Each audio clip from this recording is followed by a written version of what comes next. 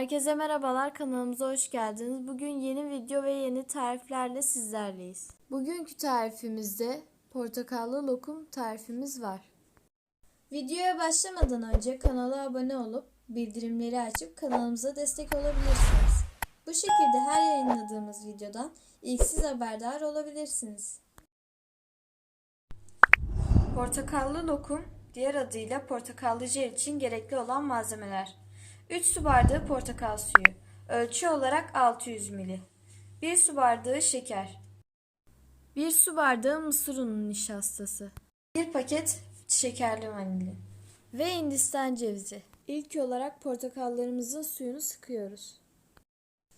Bize gerekli olan 3 su bardağı portakal suyu.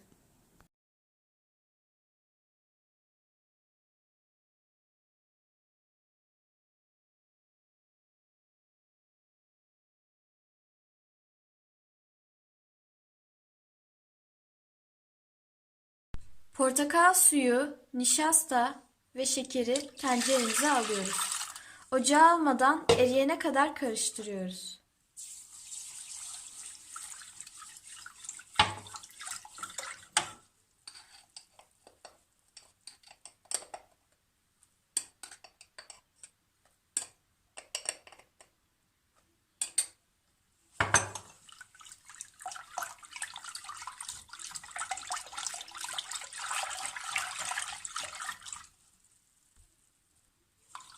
Dikkat edelim nişastanın tortu kalmasın.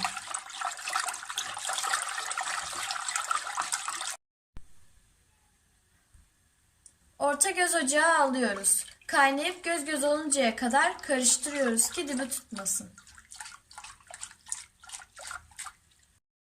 Portakallı jelimiz orada kaynarken biz de fincanımızı ve borcamımızı yağlıyoruz. Hafif bir şekilde.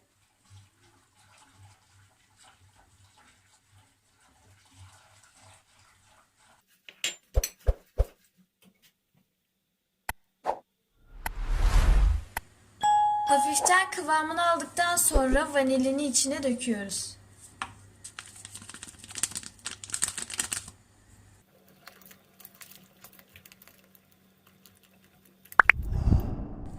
Ocağımızın altını kapatıyoruz ve tepeleme bir tatlı kaşığında tereyağı veya margarinimizi jelimizin içine atıyoruz.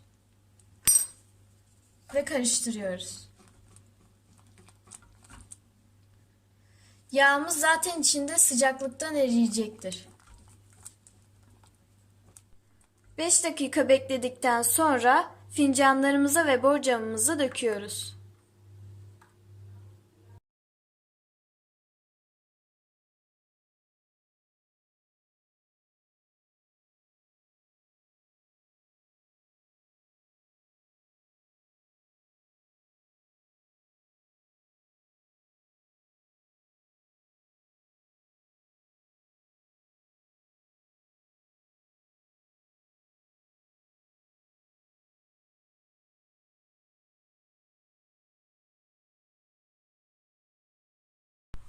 Bu şekilde sıcaklığını kaybettikten sonra buzdolabına alıp 3-4 saat bekletiyoruz.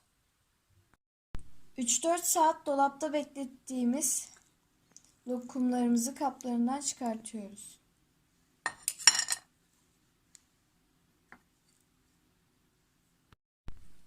Lokumu pudra şekeri ve Hindistan cevizi ile yiyebilirsiniz. Tercih sizin.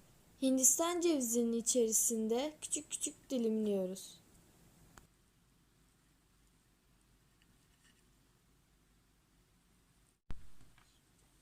Evde, özel günlerinizde, bayramlarda veya gelen misafirlerinize yapması çok kolay ve pratik yapabileceğiniz portakallı lokum tarifimizi yaparak sizlerin tüm sevdiklerinizi ikram ederek mutlu edebilirsiniz.